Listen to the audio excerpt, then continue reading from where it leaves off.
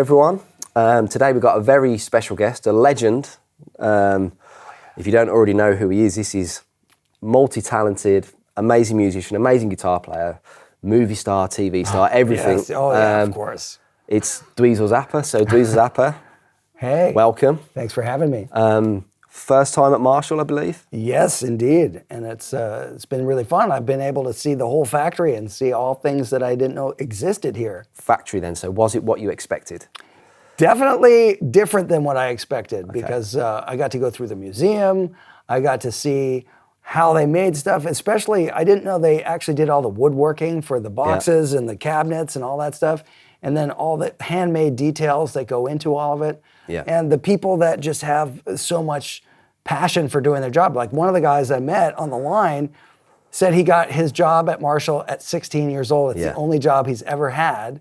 And to me, that's fascinating. And I love that there's this community element of it, and there's a passion, and there's an excitement. Like he still likes to come to work. Yeah, it's amazing, isn't it? And like you say, it's a lot of people don't know, it's still very hands-on. There's people building amps. I don't know what people expect, but this mass-produced factory overseas somewhere, we get a lot of negativity, let's say. But as you've seen today, all of our core products are built here by real people. That's super cool. I really appreciate that. I think there's a lot of people that can get into the idea of supporting local businesses. Yeah. And in this area where the factory is, this is a local business that really does help the community. Everybody's part of this. They like what they do. So it is a small business compared to other things in the world, right? So everybody knows the brand as being a very big thing, but still it's a niche market thing, and it's like a boutique kind of business. Even though everybody knows the name, it operates like a shop down the street. It does, yeah. So we'll talk about gear. We'll get into all of that. But first, I wanted to go into a little bit about you. Okay. First. So it's probably a lot of questions you've been asked a million times, but maybe for our viewers. So for you, starting out as a musician, was that kind of being influenced by your dad and what he was doing? Because obviously you were surrounded by music growing up, right? Or was it like a typical kid who was inspired by the music scene in general? Well, the music scene wasn't anything I knew about until much, much later. I only really heard the music that my dad was either writing, playing at the piano, or playing on the guitar, or listening to from the record player, his own record collection. So he liked all kinds of classical music. He liked folk music. So I was exposed to all different kinds of instrumentation, different music from different places in the world. And I didn't really hear the radio until I was 12. So when I started to hear other music on the radio, it seemed too simple to me. I just thought to myself, where's the rest of it? Where's all the other instruments? Where's the arranging where you hear from top to bottom the highest sounding instruments and all this stuff? So I got used to the fact that popular music could be more simple. Yeah. But out of the gate, I thought, basic. I was like, I want more, but I do know that it's actually very difficult to write something very simple that if you take everything away, it's still a great song, So not everything has to have tons of production and stuff, but it's nice if the foundation of the thing stands on its own. Yeah.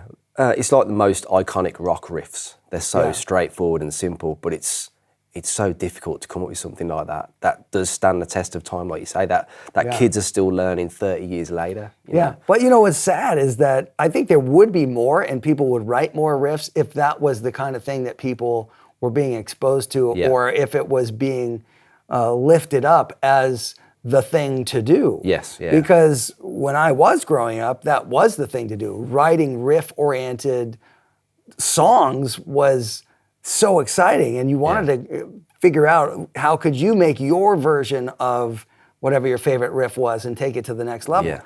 But these days, the production of popular music, it's more about the vocal sound, the kick and snare, and then if it's got a rap part. Sure. Yeah. You know, and so that to me is way less interesting, and I don't care about it. I don't get into it.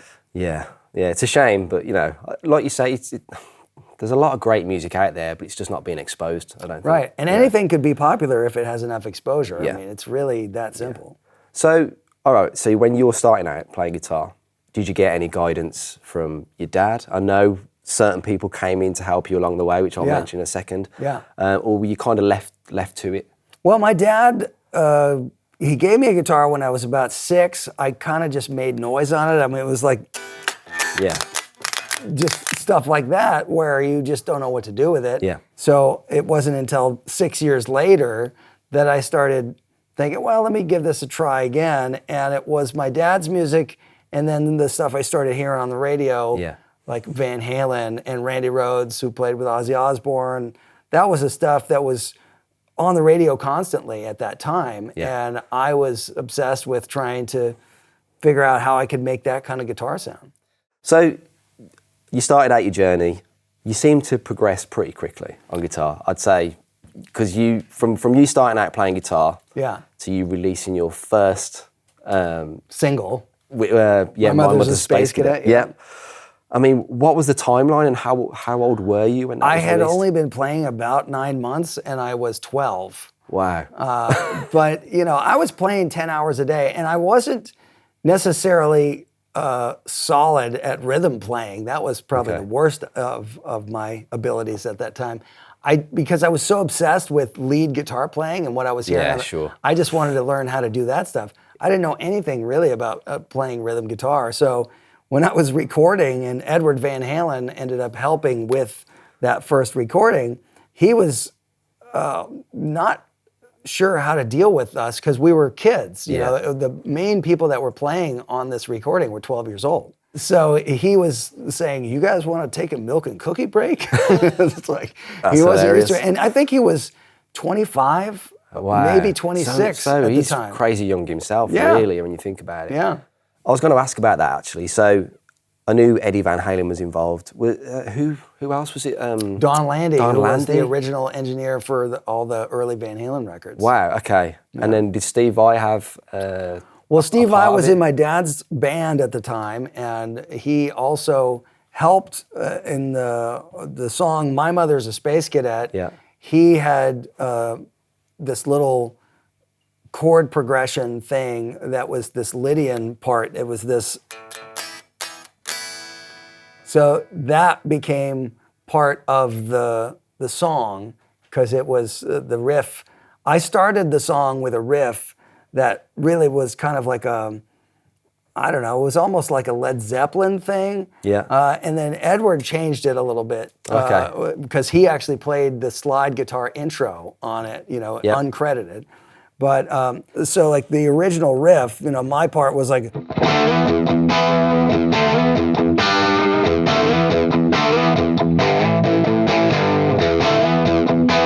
So that was how the song started. Right. And then Edward ended up taking that and it was like, he played it in an open tuning with slides. So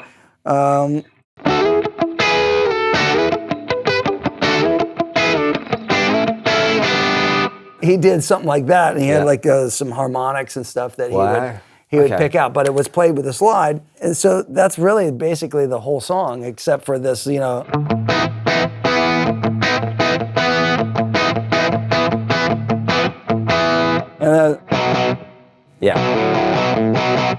Yeah, so that was the whole song, and it had really stupid lyrics. My mother is a space cadet. Yeah. Of course, you're 12. You're clearly a wizard with lyric writing. It must have been difficult. I don't know actually for Frank, your dad, to not want to get involved all the time, but to let other people. I think, some parents take different approaches. Like when it was my own guitar playing and he saw that I was interested in sticking with it, he played in such an idiosyncratic way. He didn't really think that his playing style or technique was necessarily going to be helpful. Interesting. Because he played in such a quirky way. Yes. So he thought, well, maybe, with the stuff that you're interested in, maybe you should have Steve show you some stuff. And so Steve Vai showed me some stuff, wrote down some pentatonic scales and some stuff like that, which I still have that notebook. It has like 4 or 5 exercises and stuff. Right. Wow. Okay. But he was only 21 or 22 at the time. Yeah. That's crazy. But again, your dad, he when you listen to the way he played, he wasn't playing licks or the standard stuff off the shelf. It was kind of, like you say, the way he played guitar and improvised wasn't anything people could automatically just relate to. You know, oh, it's this scale or it's this lick or it's not Led Zeppelin. But it was also like really weird because I always described it as the battle between the chicken and the spider, because he had this real plucky way of playing, which I still can't emulate because it's not a comfortable way to play. And he would play up close to the neck a lot, and then it would look like this. You know, let's see. It's like. You know, just like real plucky stuff happening. But this always looked like the chicken that was like trying to get some seeds or whatever, you know, and then this was the spider where even when you saw his fingers, because he's doing stuff like weird things, and you're just like, what is happening? So I would look at that stuff and I would somehow make a mental note of what was going on, and then I would think, one day I'll learn to play this stuff, but not yet. Well, yeah, we'll get onto that though. Yeah. So just going back to that first recording and that time in your life, is it true Eddie came to your school? Yeah. For some kind of, was it a talent contest or a battle of the bands kind of thing? So I don't really know how he ended up coming to this thing. He had been to our house a few nights before. He had called our house out of the blue and wanted to talk to my dad. My dad ended up inviting him over. He came over. He brought a guitar with him, which ended up being the first time we ever saw a Kramer guitar, because it was right before he announced that he was working with them. So he had this purple guitar that had 2 humbuckers, you know, one in the bridge, one in the neck, and it had a piece of tape over the name Kramer on it. He came over. We played the guitar. Like Steve Vai also ended up coming over. So this guitar passed around in a circle. Of course, I was the worst of this group because I was playing for 9 months. I would have passed the guitar straight on by, to be honest with you. But the thing was, as soon as he came in the door, I was like, okay, you got to play Mean Street. You got to play Eruption. I got to see it up close. And here's the coolest thing is I remember as soon as he plugged in, the very first thing he played was this. He did this. This lick right there showed me that, oh wait, you could use open strings. And I saw how his fingers moved, and he had very specific looking hands. Like his hands looked different than other people. And the way his pinky operated, I was fascinated with just seeing it up close.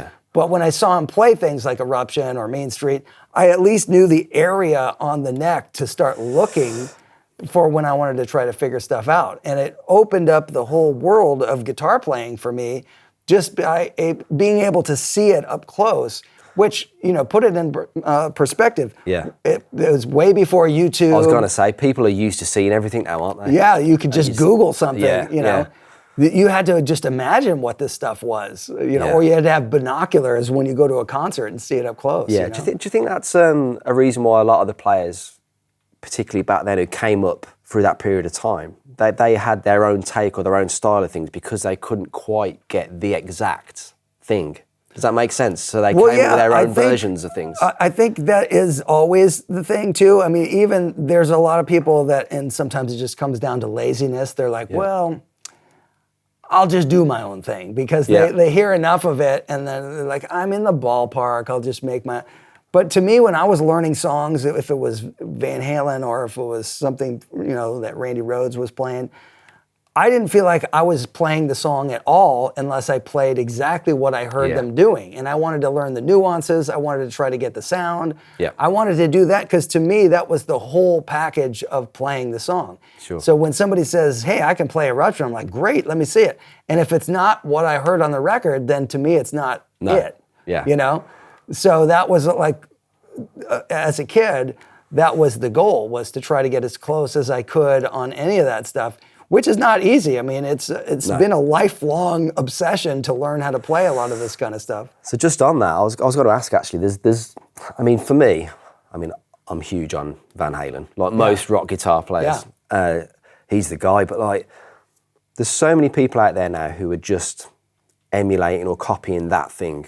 You know, there's so many Eddie clones, let's say. There's something a little bit more authentic when you do it. Would you put that down to the time you spent with him, obviously, and kind of being around at that time instead of just... Because you don't sound like a carbon copy. You've still got your thing, but when you do the Ed thing, it sounds legit. Well, I don't know. I mean, I think maybe it does have to do with like that imprinting from the moment that I saw how he did it. But I fell in love with the way he phrases things and the way he attacks the strings and the nuances. Yeah. And as a kid, I was just listening to it all the time. Same with Randy Rhoads too, you know? Sure. Everybody starts as a guitar player, whoever their influence is, they learn as much of that as they can, and they try to make it sound as close to that as they can until they realize that they have to put their own voice into it. And there's some players that find it very early on. So you could look at a guy like Derek Trucks. He's always sounded as good as he does now, even when he was 13. Yeah. It's weird. Yeah. You know, but a guy like Edward Van Halen, he created his style and his way that he played very early on, and it just kept evolving, and it was a very comfortable way that he just expressed his own playing. So the difference is, if you're trying to play like somebody else that's not you, how are you ever going to sound like you?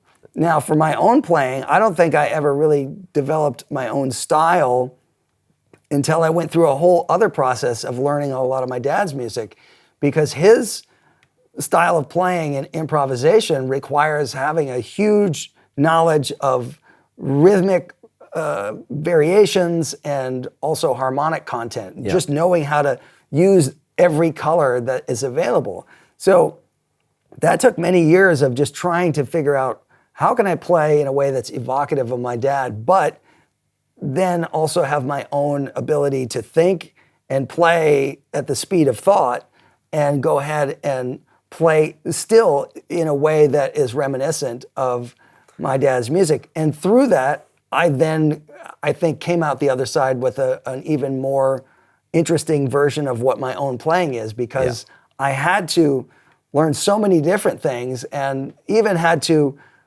kind of forget how I used to play guitar to be able to play my dad's guitar style. I had to learn like a Frank style sweep picking technique. I had to just throw away years of how I used to play, because I used to hold the pick and be more like Randy Rhoads. You know, and then it turned into this whole thing of like all kinds of different stuff and hybrid picking and whatever. So I just started looking at whatever it takes to get the job done for some of this really hard stuff I was having to play in my dad's music. So it keeps evolving still. You know, but here's the funny part. As complex as all of those things are, and the stuff that I always grew up liking, which was very technical, now I'm just really more like, you know, I never learned how to play through chord changes and just play simple. You know, so now it's like, that's the hardest thing in the world for me, is to just play like in a way that's only about finger tone, vibrato, just simple. You know, and I can't do it. I think when you've got all that facility as well, it's hard to turn it off sometimes. Just to, like you say, just concentrate on vibrato, or just concentrate on chord tones and things like that, you know. Because sometimes you go on, you go on autopilot. The usual stuff just comes out. You're not thinking. Whatever you've practiced the most is what's readily available. And so the difference with my dad's playing in particular is he never played at all unless he was going to go play on tour, and he didn't practice. He didn't play scales and stuff like that. So what he did was he just listened to the music and reacted to the music. And that's a skill. You can hear that as well. You can hear that in improvisations as well. He's not just in his own head. You can hear he's playing off the band and the rhythm section, everything. And that's a very different thing than saying, okay, here's my gymnastics solo, and everybody else take a back seat while I perform this magic trick. My dad was just right in it. And sometimes he would take really long pauses, and it was like, that's the hardest part, I think, in all of what we were just talking about, is if you're very technically minded on the guitar, you move from one idea to another, and you're almost just running your fingers till an idea hits. And in that sense, some of that stuff is less musical and it's more a technical exercise. But if you finally get to the thing that hits and you are having that reaction to the music and you're having a musical conversation at that time, that's the best and most exciting part of playing live. But the hardest thing for me to do is put enough breaks in between the ideas, because I sometimes have too many ideas. So if I'm going to be critical about my own playing, it can be like a run-on sentence because it's like one idea after the next. But I like to still explore as many ideas as I can, because you just never know when it's going to be your next cool thing, you know? So it's just a fun thing to do. But if I can improve on actually putting some more space in between, having the silence be almost more important than the the extra notes, that's a really hard part of maturing as a player. It's great that you're doing that as well, because there's not many players that do. They always just do the thing they always have done. And they make a whole career off it. You know, you've always evolved and done different things, and you know, straight off the bat, there's you. Jeff Beck always did that as well. He was always kind of evolving and doing different styles. And I think he got better and better as time went on. Yeah, that's great. I have to ask, while we're here with this, to be honest, did you play the Edward Van Halen, the famous Plexi? Yes. Because a lot of people say it was modded, it was this, it was that, and there's people going, no, it wasn't modded, but there was some various component changes because I think he was getting his amps serviced by Jose. So from what I heard about Jose, the mod that everybody thought he had, he didn't have. Edward said he just was giving business to Jose, who was his friend, and a lot of people ended up with a mod that really was a cool sound, but not what Ed actually had in his amp. But the amp itself, the way that he ran it with the Variac, it did give it more gain, and it did give it that sag, that compression, that made it a little bit more comfortable to play. Because a straight up Plexi, it's brutal. It can be, so you have to really be comfortable with your technique, and you just have to be consistent with how you strike the strings. And I mean, it's an unforgiving sound, but it's a great sound. And so that detail and the dynamic range when you're playing on a Plexi style amp is massive. And he took advantage of that. He was always turning his volume down. It would clean up. He didn't have a multi-channel amp. He didn't use pedal boards the way other people do with different gain stages he just did it all with the amp in his hands for the most part. He had a couple pedals that everybody knows about, flanger and phaser. But that amp, when you played through it with the Variac, it was actually fairly comfortable because of the sag, but you still had to be on your game with articulation. So that famous Brown sound that everyone talks about, there's so many factors in it, isn't there? Like the way it's recorded, everything. It's not just guitar amp, it's what room it was in that day, all the other environments that people don't even think about when they're trying to recreate these things. So we live in a world now where even if you don't have the exact gear that was used, there's some variation that you can get in the ballpark on these things. So there's digital modeling amps, there's the actual amps and actual pedals, but there's still certain aspects of the sound on the recording that have to be taken into consideration. There's probably a certain amount of compression.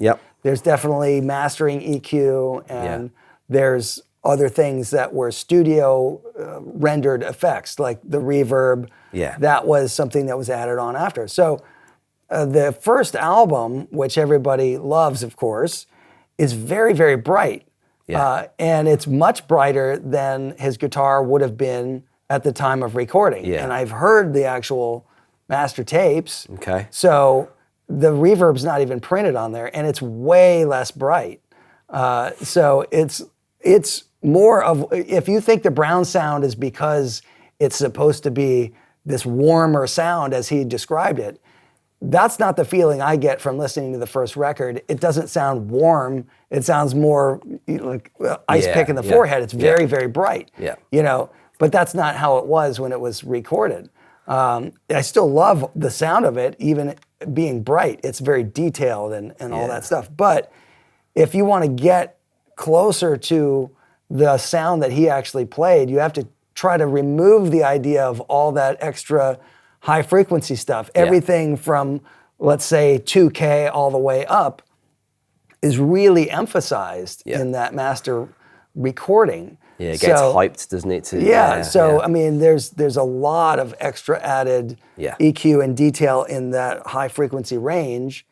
And if you were to do that live on stage, it would be so thin in a PA that it wouldn't sound good. No. So you have to go for the raw source tone feel, and you have to dial it back and think about, like, okay, if he really just had what was available on the amp, a Marshall can be very, very bright, like too much presence, too much treble, and it's like a mosquito in a jar. It's too much. So the bark of it, the weight of it is always there in the amp. You just have to adjust the settings so that it's not too terribly bright. Yeah. And then to get it to have the kind of gain that he had, you have to either have the variac so that the tubes are working even harder and the power section's working even harder. Yeah. And then you get that extra gain, or you have to have some kind of thing that drove the front end. Now, there's things that are good for that, like the Solo Dallas thing is great for that, because that's like the wireless unit that even Angus Young, that's a main part of his sound. Yeah, it's definitely more accessible these days as well, because there's so much great gear around. But again, sticking with gear for a minute, so when you were coming up as a guitar player, obviously your dad had a lot of gear. Yeah. A lot of 70s super leads. I know he had a lot of those. There was one in particular I saw on a picture he had modded. I don't know if you know anything about that one. I think it was a 76 with an extra control. There was a weird mod on that one, and it did almost get you the Van Halen style gain. Okay. I don't know exactly what they did to it, but it still was too bright. Yeah, It was like you couldn't quite dial it in to be what would ultimately be that Van Halen sound. And my dad operated the amps very differently than most people, because a lot of his guitars had preamps and EQ circuits in them. So he would actually boost the signal of the guitar to a pretty extreme level. I mean, probably 20 dB or more into the amp. I was going to say, he seemed like a tweaker, your dad. I take it he wasn't precious about gear being vintage or this.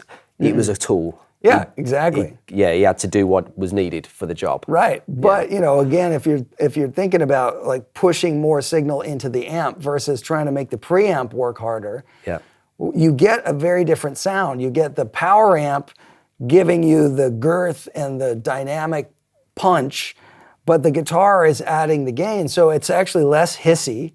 Yeah, and you get a better gain staging element out of it. So he had a lot of sustain, and he could get feedback, like natural feedback that was really nice and controlled, but it was coming from the guitar, not really from the amp.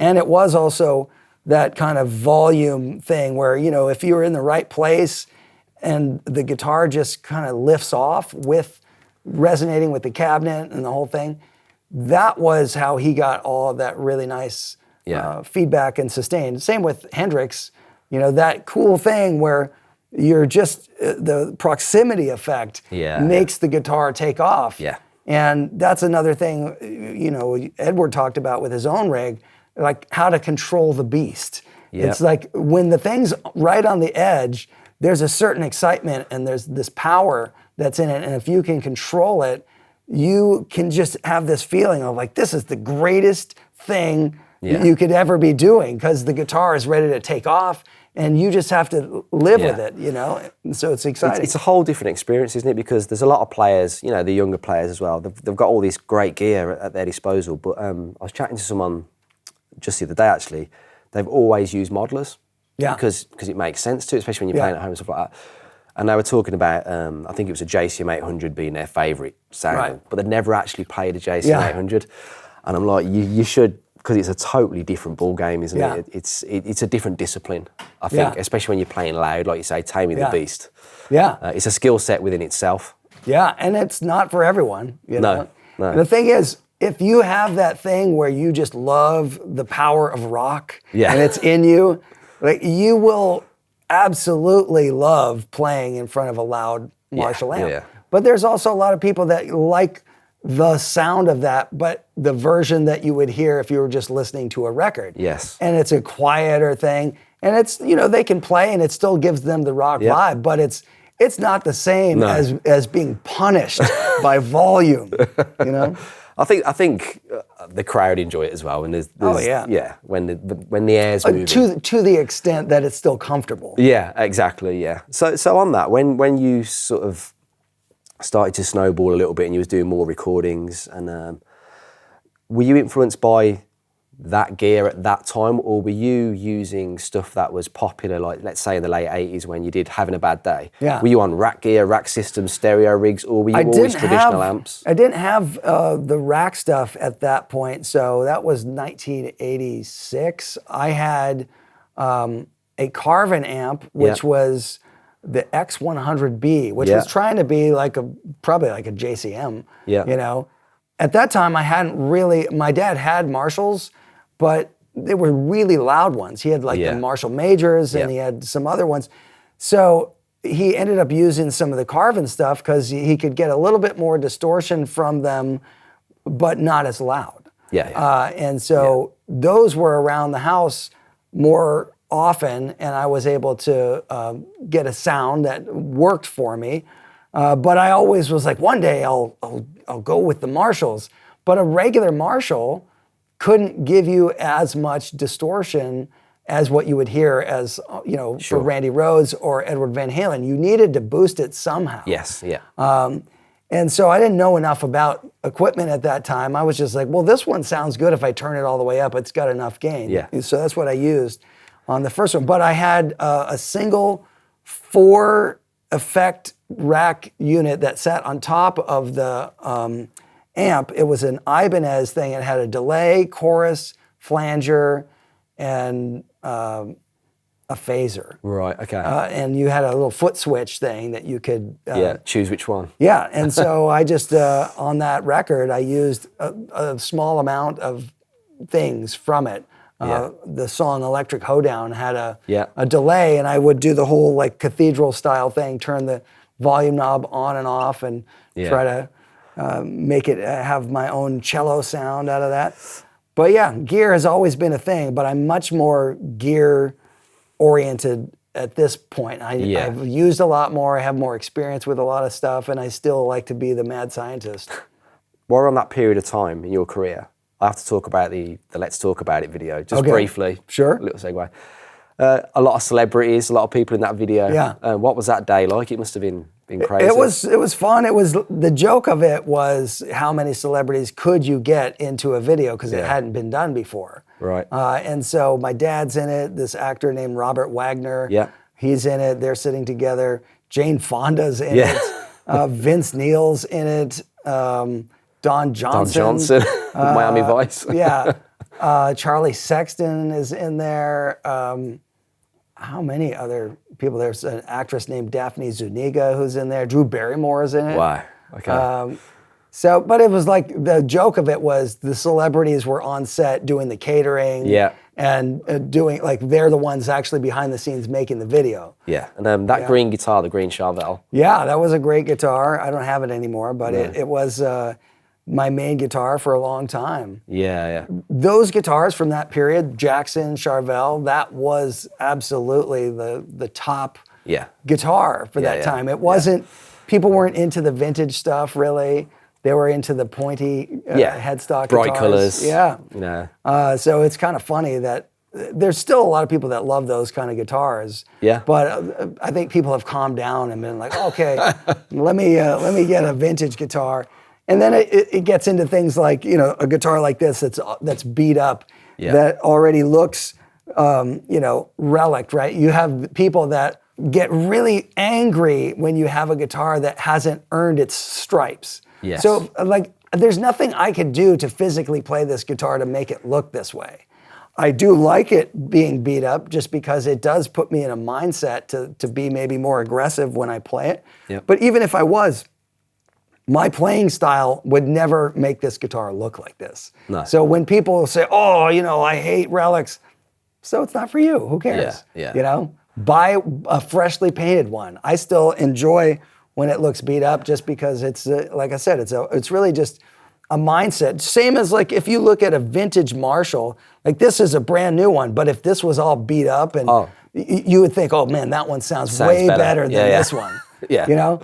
There's a romance involved, isn't there, for people, I think. And I'm the same with guitars. I like it to have a few scratches and dings because I'm less precious about it then. I can just play the thing. Yeah. You know what I mean? Okay, so you've had a really, obviously, great career.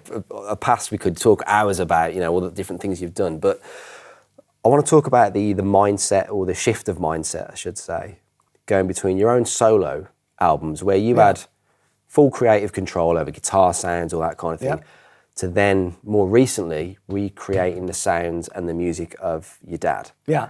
So where do you even start trying to recreate all those sounds, all those things for all that material? It's difficult because they're really quirky. It's not just like, he plugged into a Fender Twin and he had a couple of pedals. I mean, it's never that. No. He often had multiple signals. He would split his signal. He'd have a DI and he'd have one or two other amps. And he was doing that all the way back to the early 70s. He was also around at the time when stuff was still just the Wild West and being invented. Like distortion wasn't even a thing at a certain point. He was around when the first distortion units were put into play. But even before that, what you would do was you would record into a tape machine too hot to make it distort, or do that with the console. You would just push it too hard. And it used to be that engineers would avoid all of that. Their job was to make it so it didn't distort. But at a certain point, people liked the sound of that, and then it just kept going in different directions of how much more harmonic content could you get into that distortion. Over the years, I looked at all the things that he was using and how he was using them, and he had one of the coolest sounds that he ever did was this thing called the Dynaflanger sound. Yeah. And that one, if you listen to Shut Up and Play Your Guitar, that's pretty much the sound that's on the whole record. Yeah. But there's an actual unit called a Dynaflanger made by Mic Mix. They're rare, and they were made like 40 plus years ago. They are a flanger, but they have a dynamic element of it. It's an envelope follower. So depending on how hard you hit the string is what it will do to the effect. And so there's one thing with a short delay where if you hit really hard, it will make it go out of tune. It'll go sharp, then flat, then back to pitch. Yeah. So he would put that sound on one side and then have the other side stable. And it created this interesting double because it was because of the way he was hitting the strings, it would make the tuning modulation happen. It wasn't like an LFO, which is constant, where you can get a good doubling sound like that with a chorus or like a micro pitch or something like that. Yeah. But it's a more consistent sound, whereas the Dynaflanger is based on how you're playing and how far out of tune. So if you use a wah pedal and you push more level through it, it goes even more out of tune. Okay. So you get these cool things. And if you listen to the way my dad would sort of manage to go through that sound, there's all kinds of variations where it's even more out of tune, but sometimes more subtle. It's just a super cool sound that sounds more like a realistic double. Because if you're in the studio and you're playing two different guitars and one's slightly tuned different, that's closer to the sound of the double that you would get. But then add in the timing issues where you're behind or you're ahead.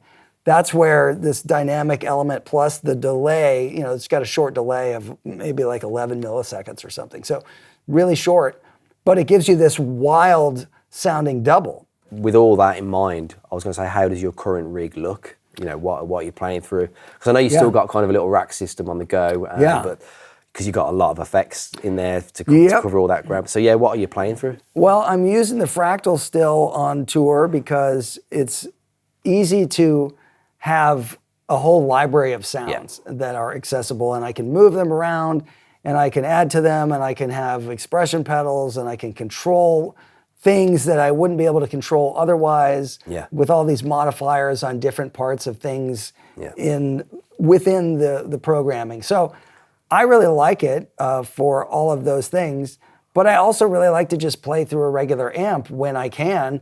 I don't get a chance to do it on stage because on my own tour, because the consistency of the programming, that's more important to me than, maybe having some cool moment with an actual amp. Yeah, exactly. Yeah. So for you need that consistency of all those different sounds every night. Yeah. If you're relying on, I don't know, 15 amps at a gig. Well, because I did have a rig before I went to Fractal. I had a rig that was similar to what my dad used to have, where he had something he called Ma Bell, because it was like 2 refrigerator-sized racks filled with gear, and then he had 4 amplifiers. Right. It was, when I had a rig that was like that, I spent an hour every day trying to figure out why it wasn't working. Because as it was traveling down the road on tour, stuff starts getting unplugged. Yeah. And then you have to go in there and you have to figure out which cable, and it just was too many moving parts, and it just didn't work. And sometimes you'd have problems with a tube or whatever. And I started to have less of that when I used the Fractal. And I could get as complex or complicated as I needed to be to recreate the sounds. Because I have a lot of layers in the sounds, because that's what my dad did. He'd have like a clean DI mixed with a distorted sound, mixed with a modulated sound. So it was... it makes sense for that situation, doesn't it, to have that kind of rig. But just to pick your brains on that then, so why do you still get excited by playing a real amp? Why do you think these still exist? Why do people still talk about them? Because apparently the modelers can still, they recreate all those sounds. So why do we still need this, do you think? So here's the way I look at it. These inspire everything that you want to do within the modeler. Yeah. So when you're doing it, you're still thinking like, oh, I'm playing through a plexi. Yeah. So we wouldn't have modelers if these didn't exist. No. So this is the benchmark, and then the other stuff, it's the tool that you can finesse in there. You can create some really cool sounds that are unusual, that live just in that digital world, that might not be stemming from the initial inspiration from an amp. Yeah. But I would say most of the people that use a modeler are thinking, oh, great, I could play through a plexi, or I could play through a Dumble, or I could play through a whatever. Yeah. And in their mind, that's the dream that they're doing. So, like I said, we wouldn't have modeling, we wouldn't have any of the inspiration that you can get that is in that kind of technology without these things. Yeah. And still, what do people do? They model an actual amp and put it into that. Yeah. They never start with just a digital amp. No. I was going to say there's no sound. Yeah. So obviously you're into your vintage style Marshalls, your Super Lead, you're in that territory. Is there a particular speaker you always go to? It's funny because my dad always wanted to buck the system. He put JBLs in his, and those are super bright. Yet not all of his sounds were super bright. He went with them because they had more headroom and clarity. The sound of like the classic vintage stuff, greenbacks, all of that stuff works. Yeah. I don't necessarily think I have a total preference. I think it just, anything that knocks off some of the super highs is good for me. Okay, so we'll talk about this amp in particular, because you were involved with this quite early on. You were one of the first people we showed it to when you were working on these. We went to a studio in LA. Yeah. You showed up, you played this, which is the modified 1959, and we showed you the JCM 800 modified as well. And I was there. It was an experience. It was great to hear you play. But as soon as you plugged in, you played really well, and you just sounded like you were comfortable. It was familiar to you. So what was your kind of first thought going into these amps? Well, the thing is, we had talked about it before, where you have to be on your game to play these amps. Yeah. But certain things are always naturally comfortable. Certain kind of rhythm things, crunch rhythm things feel really good with these amps. But getting the right feel for single note lines, that's a little trickier, because if you don't hit the note right, it's going to die out, or it's going to just not even, you might just completely flub the note. Other amps that have a preamp section that has more forgiveness would allow some of those mistakes to Sure. be passable. So, but the thing about this amp, which right out of the gate was great, is it had the vintage sound where you could crank it and get what you wanted for like an AC/DC style sound, but then it would clean up beautifully. Yeah. And I like the clean sound of rolled down volume on a Marshall more than I do on any other clean style amp, more than a Fender. Yeah. There's just something chimier about it, but it's also knowing that you have all this power that you could go right back to and it's at your fingertips. Yeah. I like that. So that was already built in to this amp, but because this is modified where you have a mid-range shift, you can change how the mid-range character exists in the amp, and then there's another clipping section where you can actually get more gain if you set it a certain way. Yeah. I like that because it was more flexible than a standard just super lead. Yeah. But again, it was immediately familiar because what I found on this trip to Marshall in particular was whatever I'm playing through here and what I got a chance to test, whether it was vintage or brand new, it's consistently Marshall. It has the sound of Marshall, and it does the thing that you need it to do, which I guess I kind of always thought that it would do that, but I had the chance to really explore enough to really let me know that there is a consistency along all of these products, and there's some variations in terms of the character that you can get and which guitars favor which amps. Yeah. But I really was comfortable straight out of the gate and feel like a brand new amp can be just as good as a vintage amp, and it might even be easier to deal with. Yeah. So that's the main thing. Yeah, there's always that danger buying a vintage amp. How long is it going to last? What's been changed that you don't even know about until you open the thing up. That kind of stuff. There's going to be plenty of people like, oh man, you don't know what you're talking about. Wait till you get in a room, if you ever do, with a bunch of these things. And see, like, it's splitting hairs. It's really not. You might have like one really special Marshall. Every so often, there's one that's like, wow, that one really sounds good. But if you're A/Bing them about, and you're playing the same riff, it's not that big of a difference. No, you might feel it in the moment, but the recorded element of it, it's much, much harder to tell than just you think. on that as well, by the way, for everyone watching, Dweezil's been recording your own content as well. Yeah. Playing through a lot of those amps, comparing them. So obviously go and check Dweezil Zappa's YouTube out as well. So back onto these. What I love about this style of amp as well, and what I've noticed with this very nice signature Shabbat guitar you got here, you can really hear the guitar as well.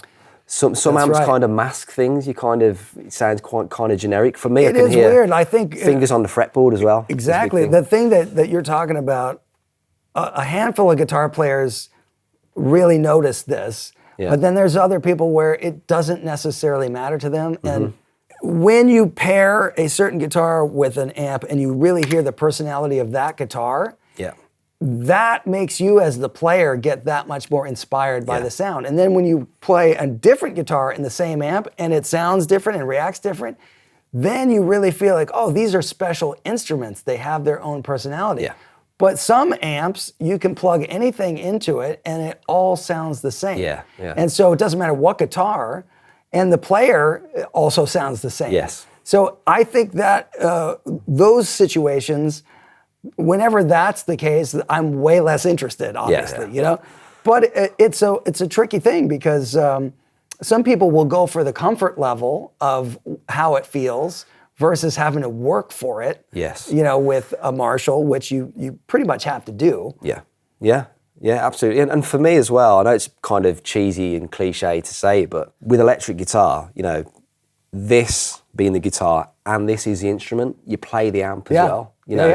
For me, if you've got an amp that's not quite doing what you need it to do, it can ruin the night for a gig or whatever. It definitely gives you way less things that you're comfortable doing. Yeah. So like if I'm playing with my own band and I have a sound that I know is going to consistently give me what I want, I can take chances and I can say, all right, let me see what happens. Yeah. But if I'm not comfortable on a sound, I will be way more in a certain range so that I don't give myself the opportunity to fall on my face. Yeah, you know? yeah. But I'm willing to do that with my own stuff if I know that I have the sound working in such a way that I can take that risk, and if it works, great. If it doesn't, I can still keep going. But when you are like exposed, and that's the feeling that you have with stuff like this, you either have to be totally on your game or you have to be, all right, I'm going to be a little more relaxed about this. So on that, okay, so scenario here. Yeah. Not doing your dad's music. You've got to turn up and play a gig, rock gig. Whatever. One guitar, one amp, one pedal. What would you go to be? Well, you know what's funny is I played so many amps while I've been here. And the one that surprised me, because I didn't even know it existed, is that little JCM 900 studio amp. Yeah.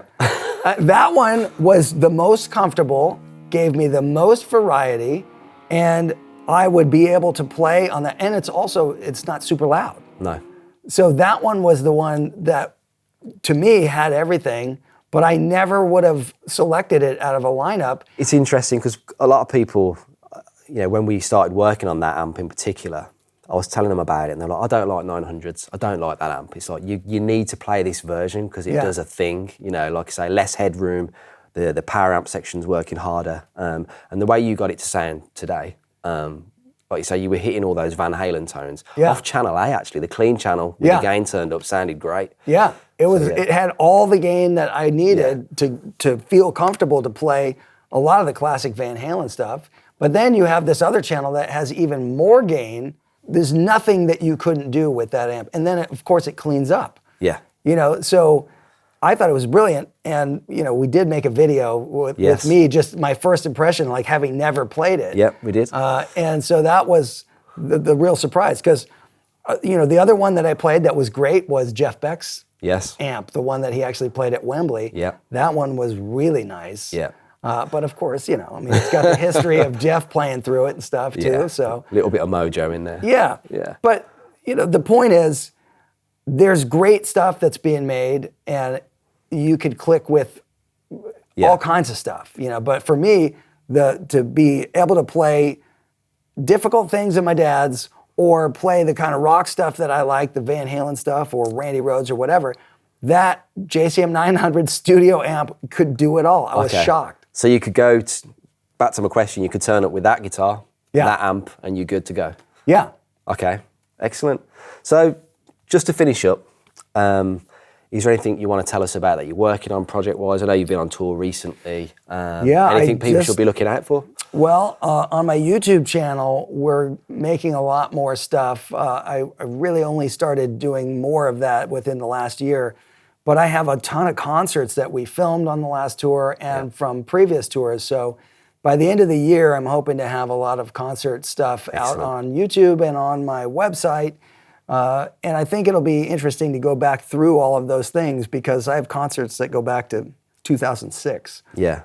Wow. So there's a lot of stuff. And my playing has evolved in many different ways over that period of time. And I think ultimately, if anyone did ever listen to any of my music, my own music, from record to record, it's very drastically different. Yeah, it is. So my playing continues to change. And one of the things I did recently that was really fun, which I hope to do more of, is I played with the Metropole Orchestra in Holland. Yeah. And I got to write music for the orchestra. And I think people will be surprised when they hear that because it doesn't sound like guitar music. Yeah. Okay. So again, a different mindset. So thank you for coming. It's been an absolute pleasure to have you here. The playing's been amazing. It's been great to get your feedback on the amps. Thank you for your input on these as well.